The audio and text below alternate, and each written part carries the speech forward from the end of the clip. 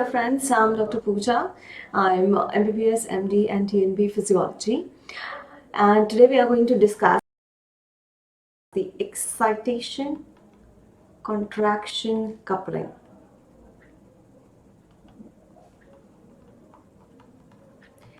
Now, first understand what do you mean by excitation and contraction coupling.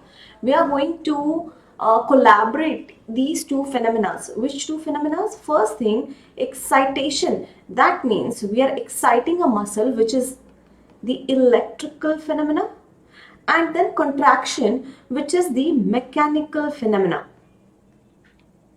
Now understand, we are coupling these two things. That means how the electrical phenomena is converted and followed by the mechanical phenomena whenever we are going to give a stimulus to a muscle in form of action potential, which is an electrical phenomena. It will show us the contraction, and that is nothing but the mechanical phenomena. So we are going to coupling these two things, right? So let's see how this is going to occur, how this energy is going to get transduced in from the electrical into the mechanical format, and how that is going to show us the coupling. Right now I'm going to show you the diagram first of all, that how it is going to look like. So first of all, see, suppose I'm having a skeletal muscle over here.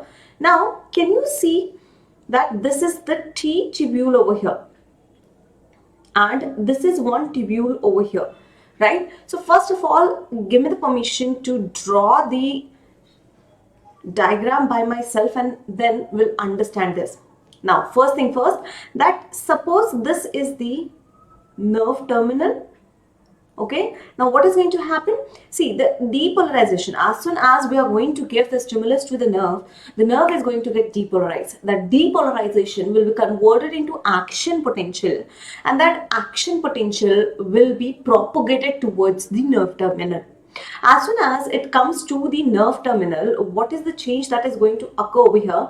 There are some channels which are known as voltage gated calcium channel. Right now what is going to happen, as soon as that depolarization comes towards the axon terminal, these voltage gated calcium channels are going to open up, and we know that the calcium is more outside of the cell as compared to inside of the nerve terminal, the cell that we are talking over here. Now, as soon as these gates are open, the calcium is going to come inside and further depolarizes the nerve, as well as it helps to bind the snare protein to each other. Now, suppose this is the vesicle over here, and over here there are types of snare proteins, and there are types of snare proteins which are attached to this vesicle, right? So over here, these type of snare proteins which are attached to the, you can say, vesicle, we are going to call it as V snare proteins, and the snare proteins which are attached to this terminal, axon terminal, we are going to call it as T snare proteins. T snare proteins. Now, what is the snare? Snare is the soluble NSF attachment receptor proteins. Now, what is going to happen? These snare proteins act like a coil. So, if I just draw the diagram over here of snare protein, suppose this is the big vesicle, right? And that, suppose this is the snare protein, and this is the T snare protein. Now what is going to happen? They are going to coil around each other. Suppose this is the T snare and this is the V snare. They are going to attach and coil around each other, and that's how the vesicle is pulled towards the terminal, right? So these snare protein, what is going to happen? They are going to, let's take another color. They are going to coil around each other, and they are going to pull the vesicle towards the terminal till the point the membrane of the vesicle and the membrane of the axon terminal, they are going to merge with each other. Then why the calcium is required? Now understand that there is some protein over here which is hampering this process of coiling or attachment of this V snare to T snare. And what is that? That is nothing but the complexin protein. Complexin protein. Now see, we have the homeostasis everywhere. We do not want our vesicles to be released unnecessarily, right? So we have to have some control mechanism over there, and in the form of complexin we are going to have the control mechanism in our nervous system also. So we require the calcium to remove this complexin. So what the calcium will do, this calcium will remove the complexin. As soon as it is going to remove this complexin, now the T snare can easily bind to the V snare, and they start coiling as soon as they bind to each other, and that's how they're going to pull the vesicle towards the axon terminal. Now as soon as they're going to pull the vesicle towards the axon terminal, what is going to happen over here? The exocytosis will take place, right? The merging of the vesicle membrane and the membrane of the axon terminal will take place, and this vesicle will be emptied since it is opened up, and that's why it is going to be getting emptied in the space over here. Now what this space is called as, remember, the communication between two neurons, we are going to call it as synapse, but we are talking over here about the excitation contraction coupling. That means it is going to get released where there is a muscle end plate available. So suppose this is the skeletal muscle, and to the muscle we are going to call it as sarco, right? So the membrane of this muscle will be called as sarcolemma. The membrane of the muscle, skeletal muscle, is going to called as sarcolemma. And if there is a proper communication is there between the nerve and between the skeletal muscle, I'm taking the example of skeletal muscle over here, don't get confused, okay? Since if I take another muscles, let's say smooth muscle, I won't be calling the junction as neuromuscular junction over there, but this is a proper junction between the nerve and the muscle, and that's why we are going to call it as NMJ, and that is nothing but the neuromuscular junction. So this is the neuromuscular junction. Okay, now what is going to happen? This is the neurotransmitter which got released. Now over here, for those neurotransmitter, we are going to have receptors available.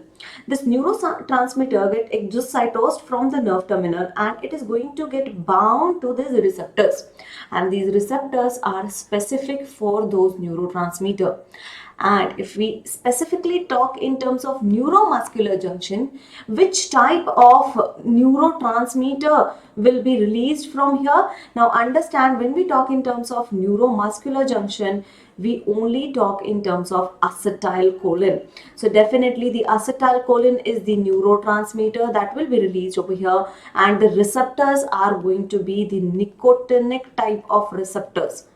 Nicotinic type of receptors which are going to be there on the muscle end plate. Now understand, whatever is present before this neuromuscular junction, that is called as presynaptic membrane, which is nothing but the membrane of axon terminal. And whatever is the membrane which is present after that space, so that will be called as the post junctional membrane, and that is also called as a motor end plate.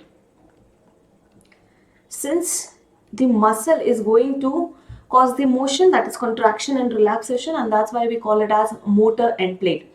Now it is not as smooth as it is shown over here. Rather, they are going to have the T-tubular system in them. Now what is the T-tubular system that is present in the skeletal muscle? Let's see that. Okay, now here there are indentation which are present in the skeletal muscle. Okay, and that is what it looks like. So if I just tilt my motor end plate, that is how it is going to look like. You can see that this over here, I'll just highlight it, this over here is the sarcolemma, right? And what you are seeing over here is the transverse tubule, where that indentation is like a transverse cut over there, right? So that's why we call it as a T-tubule or transverse tubule. Now you can see that there are other tubules which are available over here also. and they are kind of longitudinal. So if you see carefully over here, so they are going to be extended longitudinally, okay, and that's why they are called as L tubules. So there are T tubules and L tubules which are going to be present in the skeletal muscle. So let's draw this T tubule and L tubule so that we can understand it in a better way. Okay, so I'm going to draw the T tubule and L tubule over here. So suppose I'm going to draw a little bigger so that we can understand the molecular mechanism that is taking place over here. So suppose this is a T tubule, it looks like T also, okay, and there is a L tubule. I'm going to draw over here. But as we saw that there is not only one, you can say L tubule, but there are two L tubules per T tubule in the skeletal muscle. Okay, so these are two L tubules and this is the T tubule. Let's label it out. So this over here is the T tubule. This T denotes the transverse tubule, and over here this is the L tubule, and L represents the longitudinal tubule, and this L tubule is nothing but the sarcoplasmic reticulum. Now what is the sarcoplasmic reticulum? Understand, the sarcoplasmic reticulum is the storehouse of calcium. Lots and lots of calcium is stored inside this sarcoplasmic reticulum, right? So sarcoplasmic reticulum is the storehouse of calcium. What is going to happen if you open up this sarcoplasmic reticulum? Obviously the calcium will come out in the myoplasm. Okay, let's see, we have to do that. Let's see how that occurs. Now as I said that, let's say the neurotransmitter that was acetylcholine was bound to the nicotinic M type of receptors over here, nicotinic M type of receptors over here. Now what is going to happen? As soon as the receptor will get its neurotransmitter, it is going to open up the cationic channels. Mainly they are going to make sure that the sodium is entering. So there are ligand gated sodium channels which are going to open up, and this is the ligand, or this is the stimulus that whenever the receptors are going to have that acetylcholine attached with them, that's when they're going to open up these sodium channels. What is going to happen? In some books it is written as cationic channels, but majorly remember that they are going to be making sure that there is an entry of sodium. Why? Because the largest gradient that is available from the ECF towards the ICF is for the sodium. Okay, so they are going to open up those channels. Now sodium is entering. What is going to happen? Sodium is entering inside the myoplasm. Understand, especially in the membrane, what is going to happen? Positively charged ion entering inside the cell will make the cell positive, right? And usually the polarity of most of the cell in our body is negative. So we are going away from its negative polarity, and that's why we call it as depolarization. The depolarization will take place as soon as lots and lots of sodium entering inside the myoplasm. So what is going to happen? Ultimately there is a action potential which will be generated. Now this action potential will travel along this T tubule until it hits a channel, and that channel is nothing but the DHPR channel. So this channel over here, it is called as DHPR channel. I'll tell you the long form over here. Just understand what is going to happen over here first. Now this DHPR channels, they are going to be attached with another channel which is known as RYR channels over here. These channels will be attached to something known as RYR channels over here. You can see that, let's say this is kind of a spring over here. Now, as soon as this action potential hits this DHPR, what is going to happen? This spring will coil. As soon as this spring will coil, this door over here is going to open up. As soon as this door of RYR is going to open up, what will happen? There is calcium entry is going to occur. So let's see how that is going to occur. Suppose that action potential hits this channel or this spring let's say this spring coils over here and opens up this RYR. So let's see a diagram over here and then you'll understand it in a better way. So suppose what is going to happen, as I told you, that cationic channels are going to get open, more and more sodium will enter inside. This is the acetylcholine which was released over here on the motor end plate.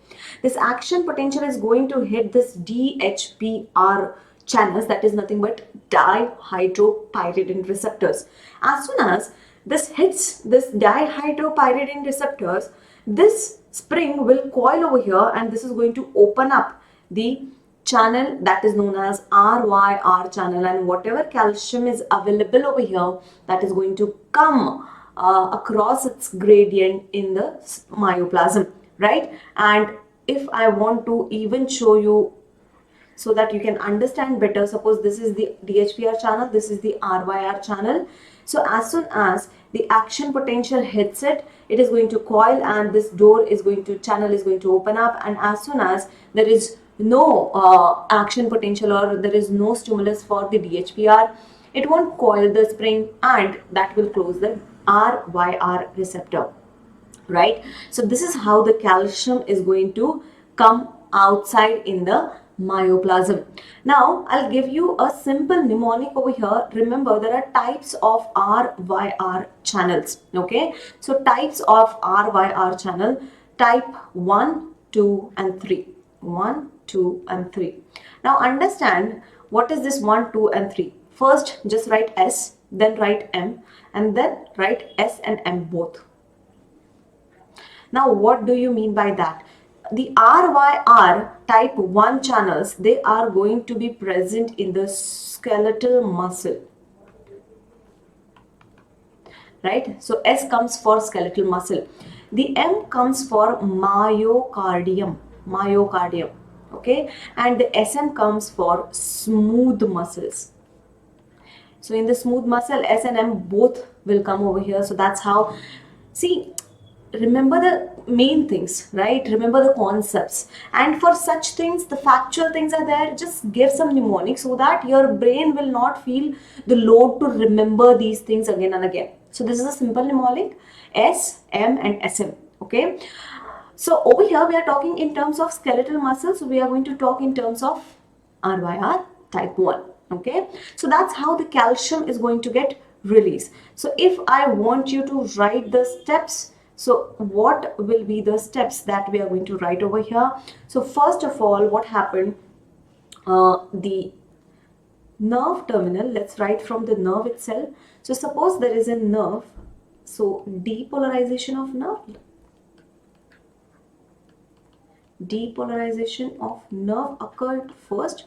That will be followed by the action potential generation and propagation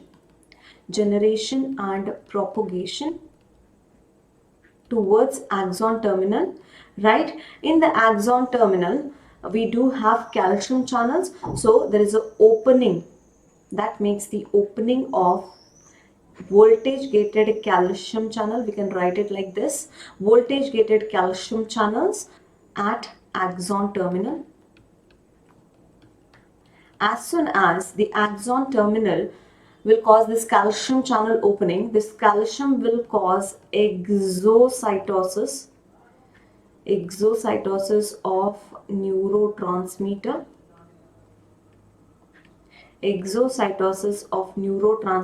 and in this case this is none other than acetylcholine. And why it requires the calcium over here? Because it will remove something known as complexin, which is preventing the snare protein from binding to each other. And that's why the calcium, when it come into the axon terminal, this will remove the complexin, and which helps in the exocytosis to occur, the snare proteins to bind and pull the vesicle towards the axon terminal, merges the membrane of vesicle into the axon terminal. As soon as the exocytosis took place, what is going to happen? That this neurotransmitter will go and bind to, on the motor end plate, what is going to happen? on the motor end plate, we are going to have receptors, that is the nicotinic M type of receptors. We are going to write it as NM type of receptors, right? It is going to sit on that receptor, and that is going to open up the sodium channel, let's say. In some books it is written as cationic channels, but mostly they are going to be causing the sodium entry itself. So that will be producing depolarization followed by action potential. That action potential is generated in the muscle, remember. Okay, so that action potential is generating in the muscle itself. This action potential will hit to the T tubular system. It will go along the T tubular system.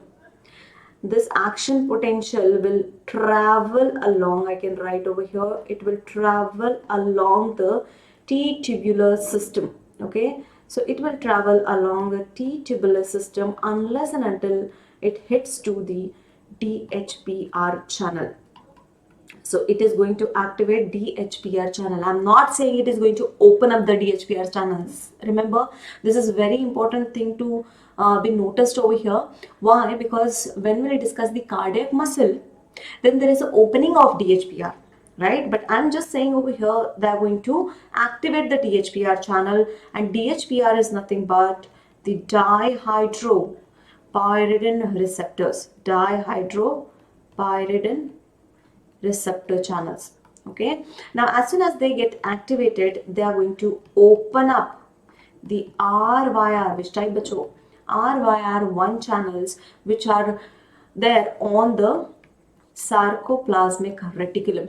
Sarcoplasmic reticulum is a storehouse of calcium, and as soon as they are going to open up the RYR1, what is going to happen? They are going to release the calcium into myoplasm. What is myoplasm? As we say that there is the fluid which is present in the cell, that will call it as the cytoplasm, and if the fluid is present in the muscle, we are going to call it as myoplasm, right? Myo means muscle.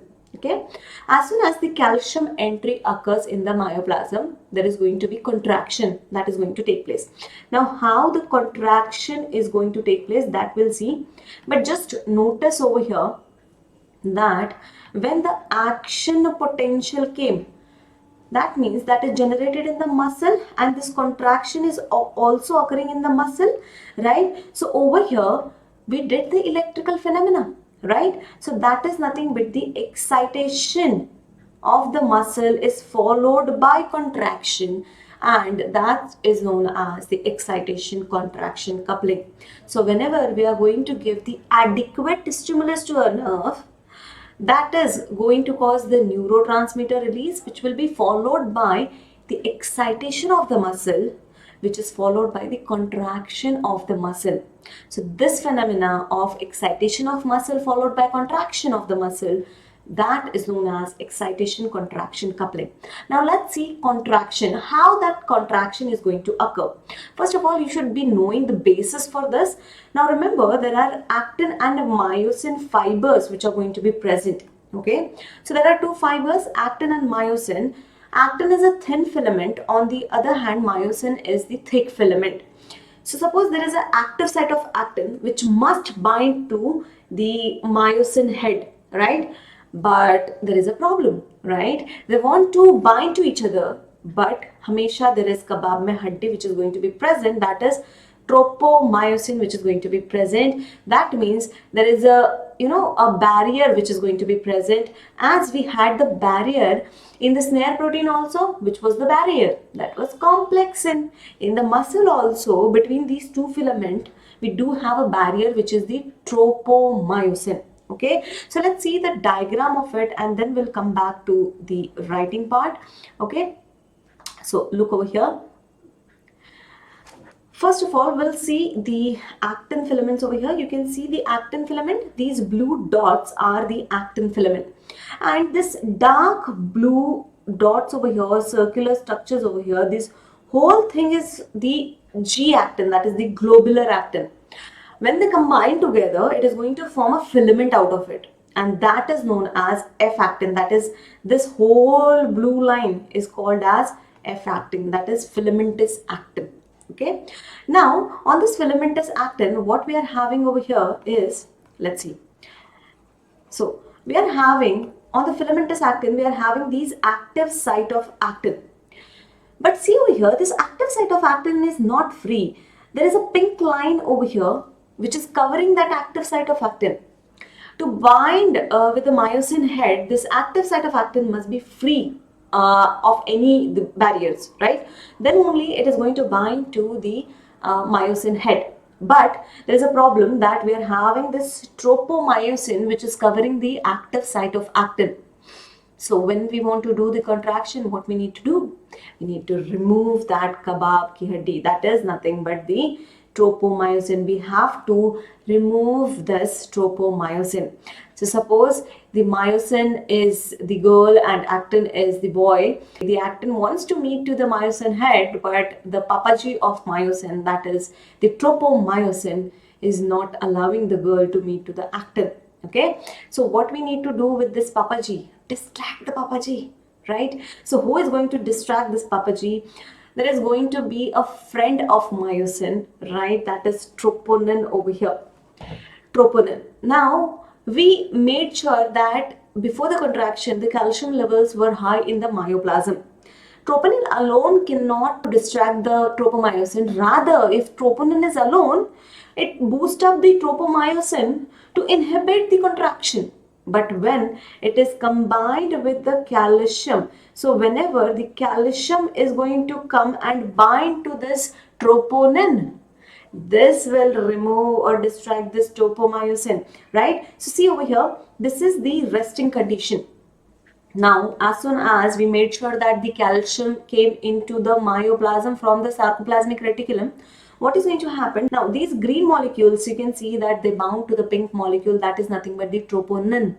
As soon as it is going to bind to this troponin, if I make a drawing of troponin, it is going to look something like this. It is going to have the three different parts, that is the part T, that is which is going to help to the tropomyosin to inhibit, right? And this is the part which is going to help it, that is I for inhibitory troponin, right? T, which is going to, this T part is going to bind to the tropomyosin, and these two parts are actually helping the tropomyosin to avoid the contraction or avoid the you can say binding of the actin with the myosin. But as soon as at that point the calcium is not there, but as soon as the calcium comes into play, it is going to bind to this C part, and that's why C is for calcium.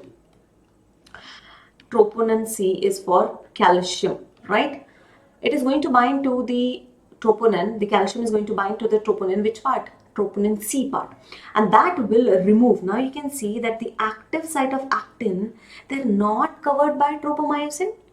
Now active site of actin is free.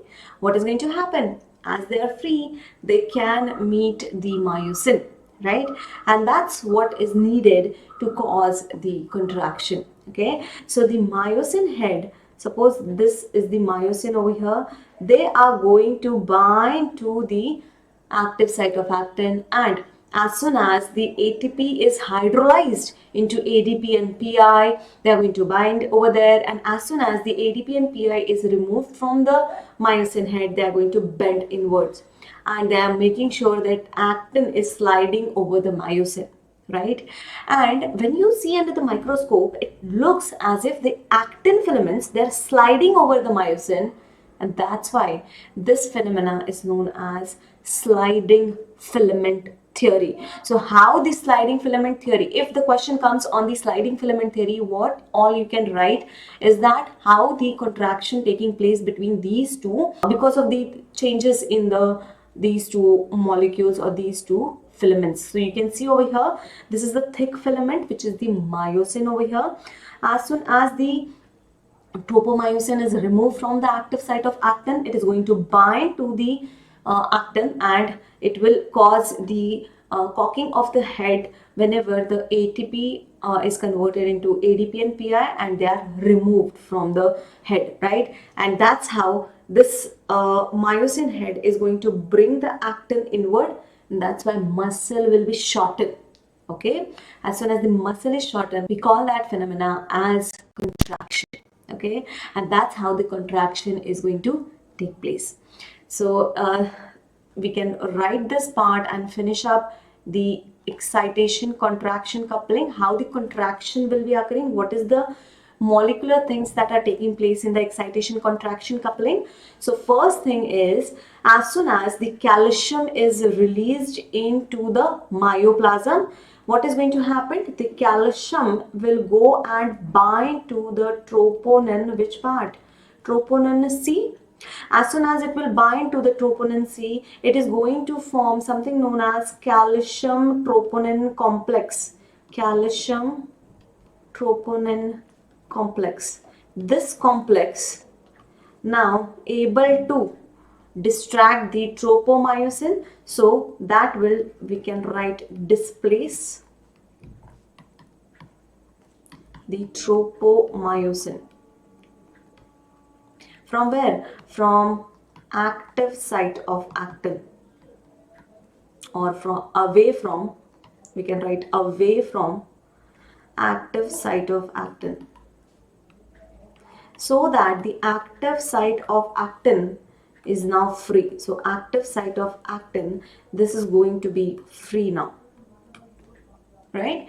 And as soon as it is going to be free, with the help of, there is a hydrolysis, simultaneously hydrolysis of ATP will occur, and that means the ATP is converted into ADP and PI, right? As soon as it is occurring in the myosin head, this red thing is occurring in the myosin head. Why this will occur in the myosin head? That is the question. If in the Viva examiners ask you why this is going to occur, because remember, in the myosin head you're going to have, suppose this is the myosin head, and in the myosin head you are having an enzyme known as myosin ATPase. Whenever we are going to join A's, that means it is breaking down that thing, right? So we are attaching the enzyme over here, that is myosin ATPase. It is going to break down the ATP, right? So it is going to break down the ATP, and remember, now the ATP is gone. That means ATP is broken down into ADP and PI. Whenever the ADP and PI is attached to this head, myosin head will change its angle to 90 degree, and the myosin will then bind to, or it binds to, actin. I haven't said that yet it is going to, cock around, but it is just binding that is occurred over here, right? Whenever this ADP and PI, which were attached to this myosin head, so we said that there is a myosin ATPase which is going to be attached over here. So what this is going to do is, this is going to convert the ATP into ADP plus PI, which were attached to this head over here, let's say. Okay, ADP and PI are attached. Now what is going to happen, as soon as the binding of the myosin head and the active site of actin occurs, this ADP and PI are going to break away from the myosin head, right? So I'm just writing that the ADP and PI is break away from myosin. As soon as they break away, the angle of the myosin again changes to its normal position, that is the 45-degree angle. But now remember, it is not alone. It has already made the connection with the active site of actin. Now, if it changes its angle, it is going to pull the actin with it, right? And that's why, suppose this was the actin filament and this was the myosin head. It is attached now, and whenever it is going to change its angle over here with its body, definitely it is pulling from both side. The myosin heads are available, so from both side they are going to pull the actin inward, and that's how the contraction takes place, right? Whenever they are going to break away, what is going to happen is that the myosin again change its angle to 45-degree, but now the with actin attached. You can write over here as with actin attached, right? So with actin attached, right? Now what is going to happen? It is going to pull the actin filaments inward. As soon as it pulls the actin filaments inward, that means the muscle is shortened, and that what we call it as the contraction. This is the molecular phenomena at the contraction that is taking place. So please remember that T-tubular system is present in the skeletal muscle. There are going to be tutorials or vivas, or you can have the test questions, or you can have the sent-up questions, prof questions. I have seen every year this question comes, that is the excitation contraction coupling, right? So you can write everything on this depending on for how much marks they're asking this question for. Okay, so that's all for today. I hope you like the session. If you like, please do share, subscribe to my channel. See you in the next video.